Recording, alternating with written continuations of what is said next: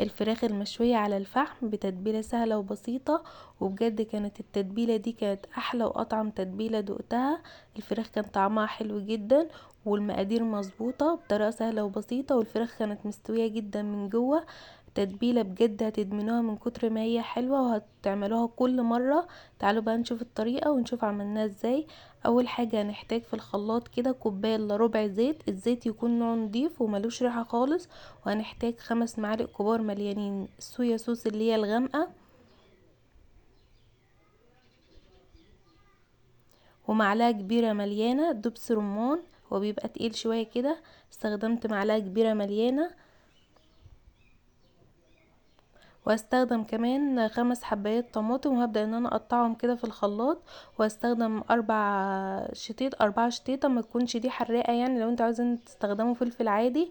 واستخدمت كمان بصلة واحدة بس تكون حجمها متوسط. واستخدمت كمان مكعبين مرق الدجاج، بيدي طعم حلو جدا للفراخ. واستخدمت ليمونة كاملة وعصرتها كلها. واستخدمت كمان 5 فصوص توم. واقطع بقيه كميه الطماطم اللي معايا والشطيطه كانت مديه طعم حلو جدا. ومرقه الدجاج كانت موديه الطعم في حته تانية. جربوا بنفس التتبيله دي والطريقه دي هتعجبكم قوي.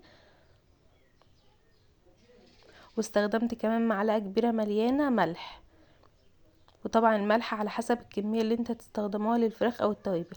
واستخدمت هنا بقى معلقه كبيره مليانه كمون وكاري.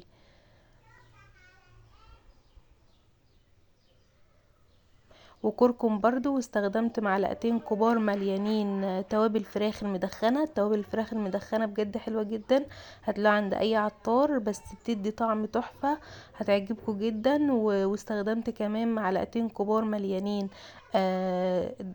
توابل اللحمة وتوابل كفتة. واستخدمت معلقة كبيرة مليانة بابريكا مدخنة. واستخدمت كمان توم باودر وبصل باودر وتوابل كفتة لو انتوا حابين تحطوا منها، بتدي برضو طعم حلو جدا. اهم حاجة استخدموا مرقة الدجاج، بتدي طعم حلو جدا. وكمان التوابل الفراخ المدخنة طعمها تحفة. استخدموا كمية كبيرة منها، بتدي طعم حلو جدا. وهبدأ بقى ان انا اخلط كل دول مع بعض، واتأكد خلاص ان كله اتخلط كويس قوي، والزيت طبعا بيسهل الخلط. هبدأ بقى ان انا استخدم الفراخ. انا استخدمت فرخة وربع. هبدأ بقى ان انا اقطعها كده مش للاخر يعني، باخد جزء منها كده من السكينة، بحيث ان انا اتأكد ان التتبيلة بتاعتي دخلت جوه الفراخ من جوه. وكمان بتسهل عليا ان انا اشويها وتستوي معايا بسهولة على الفحم ومتاخدش وقت خالص. هبدأ بقى ان انا اقطع كل الكمية اللي معايا، وهبدأ ان انا اخد جزء كده واحط عليه من التتبيلة، وادخل كمان التتبيلة من جوه في الفتحات اللي انا عملتها بالسكينة. اتأكد ان الفراخ دخلت كده من جوه ومن بره، والفراخ شربت كويس قوي من التتبيله. هبدا بقى ان انا اغطيها واسيبها يوم كامل 24 ساعه كاملين في التلاجة. في التتبيله دي تفضل في التتبيله 24 ساعه كاملين، لو عايزين اكتر من كده تبقى احسن كمان. انا سبتها 24 ساعه وسبت عليها التتبيله كده وغطيتها. بجد كانت واخده طعم حلو جدا، وكانت شاربه من التتبيله كويس.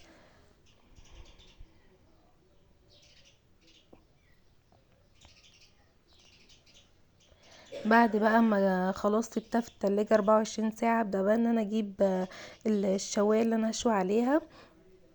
هبدأ بقى ان انا ارص الفراخ كده قطعة قطعة.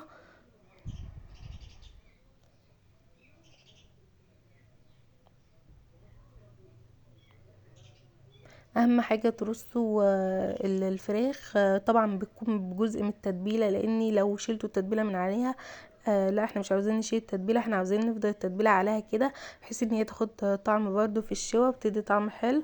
انا سبت كمية من التتبيلة عليها، ما شلتهاش خالص، والتتبيلة كمان فاضت. وفضلت بقى ان انا ارصهم كده واقفل عليها كويس قوي.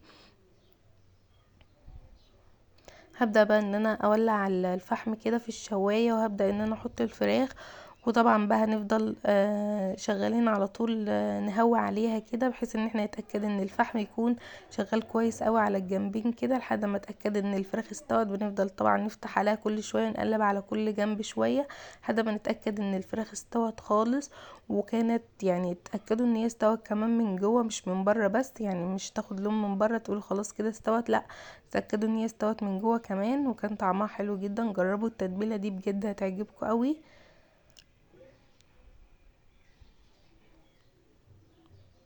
وكمان عملت بقى سلطة وطحينة.